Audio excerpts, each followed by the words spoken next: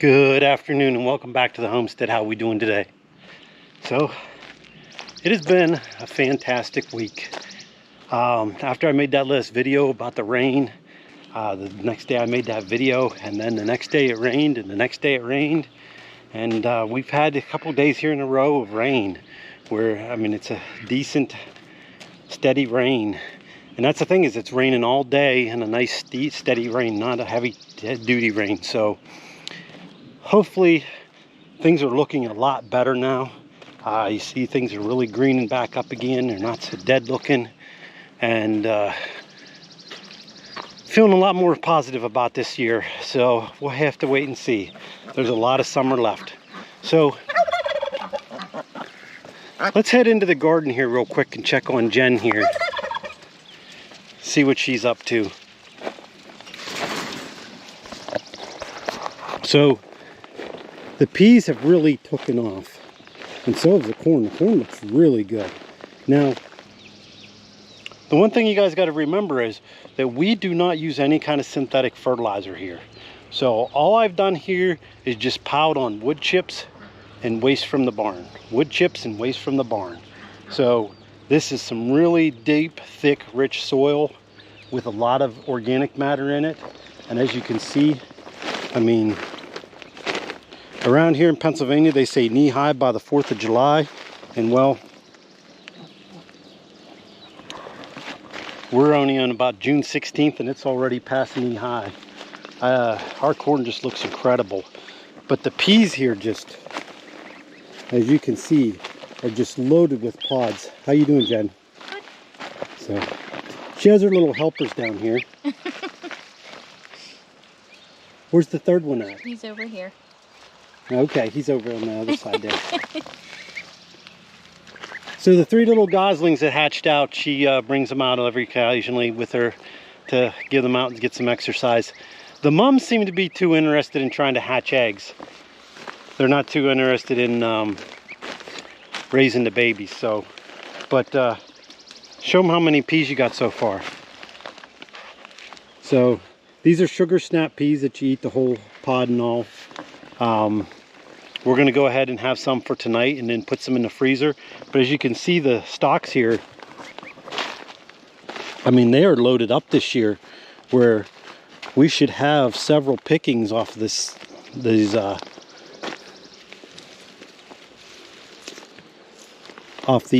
plants here. So really getting excited about this year. Like I said, it's weird how, you know, rain can change the mood of a homestead in such a hurry. I need to finish planting in here. I'm not even sure what I'm going to plant in here. Planted some cucumbers and squash up through here, and there's some peppers growing in there, and the tomatoes, and back here, of course, the cabbage is all in this garden here.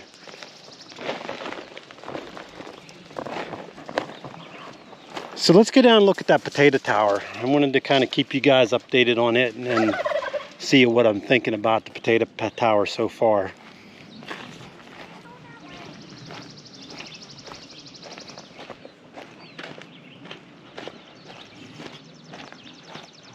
I'm really not sure what happened, because, you know, we stacked all that in there, planted it just like everybody instructs to, and we got this one potato that sprouted and just doing fantastic, and none of the other ones grew. So I'm not sure what kept them from growing and why the one did grow.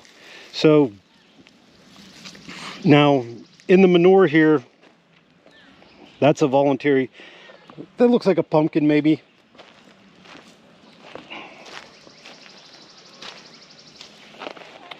And then we planted some watermelons here. So the watermelons don't seem to like it as well. I don't know if this is too harsh of a soil for watermelons, but we planted the watermelons there. So I'm not that impressed with it yet so far.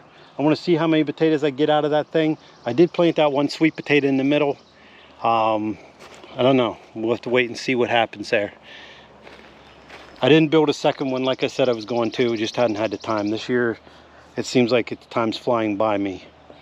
So, this little here cold frame, this was all stuff we started over the winter time. All that's left in here is some onions. I got some cabbage there. The one cabbage is starting to form a pretty nice head there. And there was some garlic in here. Oh, right there. The garlic's looking pretty nice. It was able for us to, you put the glass on here and you plant it, and then that way you can get plants started outside a little early. And like I said before, I mean, we're in, I think we're in zone 6A here, I believe.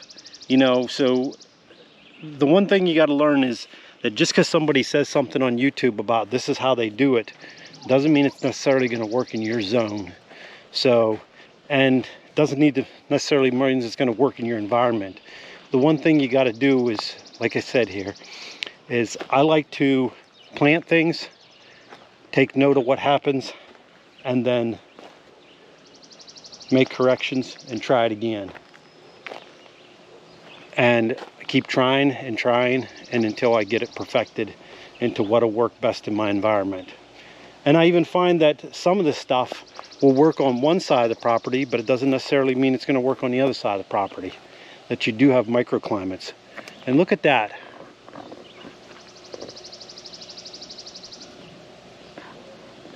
Looks like we've got our first ripe blueberry. So the blueberry bushes are doing pretty good this year. Still not sure, like we don't get the blueberries that you see other people get. I don't know if it has to do with we never trimmed the bushes. We talked about pruning them this year, and then we never got around to it. But last year also the goats got out a lot and they really tore into them. I don't know if they damaged the plants. And also the gypsy moss last year. The gypsy moss are okay this year. We got a few of them here and there, but they're not quite like they were last year. Last year, the gypsy moss, they stripped all my oak trees. Every one of my oak trees didn't have a single leaf on them.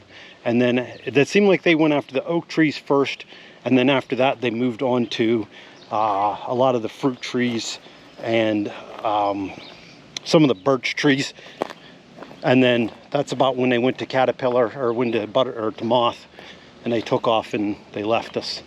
But they don't seem to be as heavy this year.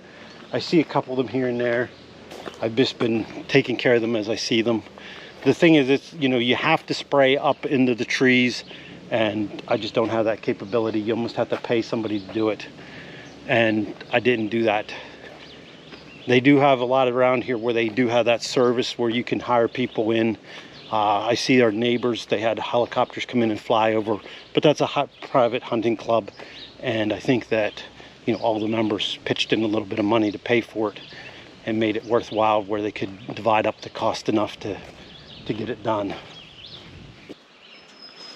Our meat birds are doing, I think, pretty good.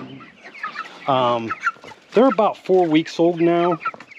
We weighed one the other day and it weighed about almost 4 pounds. So it looks like they're right on cue. We're moving them every day, putting them on fresh grass. I mean, there's not a whole lot of grass down here, but we are giving them fresh area. They do leave a lot of manure behind them, but this is the first time raising them. So far, we're really happy with them. I think that we haven't lost any. I know a lot of people complain about losing them. Now, the very first week that we had them, we had one that they were all pecking at it, and he was around his butt was getting a little bloody. So we moved him into a pen by himself where he could heal up, and once he healed up, we put him back in with the flock, and he seems to be fine. That they didn't end up killing him, so he ended up surviving. But you know, we started with 20, we're still at 20. Now yesterday we were at Royal King and they had 5 And so we were talking about it. You know, these guys here are already 4 weeks old, and they should be ready to butcher here in about, you know, 3-4 weeks. And if we get those 5 and we put them inside till they stay underneath the heat lamp till it's warm enough to move them outside here, that'll be about the time when these guys are ready to go to butcher. So we went ahead and we bought the 5. Now, Jen, you should have saw her. She was so excited because the man said to me, well, he said to her, he said, well, lady, you know, we don't sell less than 6 chicks here. Even though we only have 5 meat birds, you're going to have to pick out 1 more chick. And she got so excited. And I don't even remember what kind of chick she bought, but yeah. So she got a 610 there. So the raised beds down here are doing really well. The cucumbers, they haven't took off yet, but I want them to vine up the sides there. I mean, now we finally got that rain, everything should start growing again. I mean, everything was kind of hesitant there for a while. The strawberries are filling in nice here. You're starting to see runners and the plants are starting to divide. I want to get some moved out to some other areas.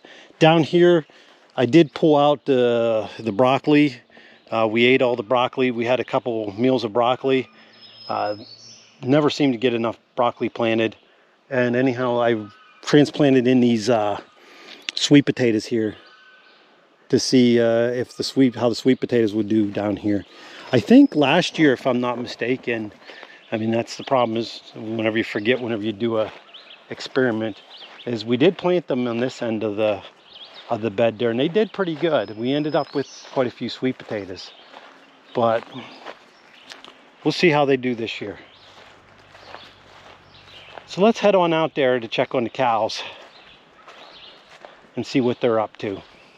So we put the cows back out here to graze. It looks like since we've got a week's worth of rain there that this kind of started growing a little bit. It's not near as deep and lush as I'd want it to, but it's better than what they have up there, which is nothing. So I know this year was the year I was all planning on trying to get the pastures going, but I mean, Mother Nature had its own choice where she decided that we weren't going to get the rain that we wanted to. But Winnie down there, she's doing absolutely wonderful. Today she's 3 weeks old, and she is growing, and she's doing fantastic. Mom and her are getting along good, and everybody seems to be working together here as a herd. Even Whopper Jr. there seems like he wants to stick around the herd now. I mean, at first there, because he was a bottle baby, we bought him in, and he wasn't used to the herd. He'd go wandering off. Now he kind of sticks with the herd. So, all right, I wanted to go out here and I wanted to show you those elderberries and talk to you about the elderberries that we planted. I don't know if you remember that from earlier videos, but let's head on out here. I wanted to show you the 2 different elderberries and go over them with you.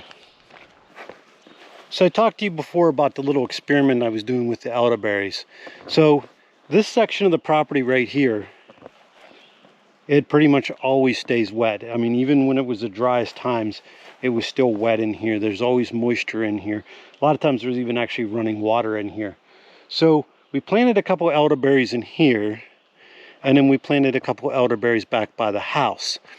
Now, my one sister told me, she's like, well, why would you plant them there? Because you think that just because when we were growing up, they always grew in a wet area. And she said, I think that it's just because, you know, that's where they grew. It's not necessarily that they need lots and lots of moisture. But as you can see here, you know, this one here I planted last year. It's doing pretty good.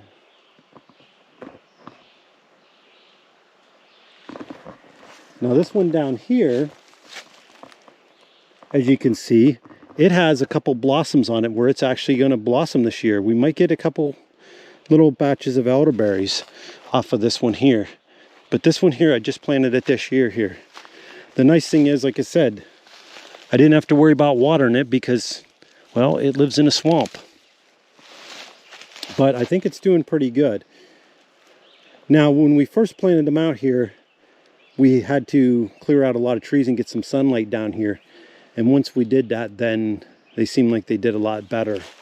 So I think they need sunlight too. But let's go in and we'll check out the ones that are in there by the house and see what they look different. So up on this end here, closer to the house, we did plant 3 of them. We planted, there's one we planted last year. I think I planted this one here last year. Now this one here, the goats mowed it down to nothing last year, and it's all renewed growth there. And then I just bought that one this year here. That one out there, I don't know what's going on with it, why the leaves are all yellow, and it just doesn't seem to be, I don't know if it has to do with, but then there's also those black spots on there. Whether it just has to do with moisture or whether it has something else to do with something else. But we need to, I don't know if I need to move these out there or I'm going to let them in here for a little bit longer and see what's happening. So also right here, oh, that's not what I expected.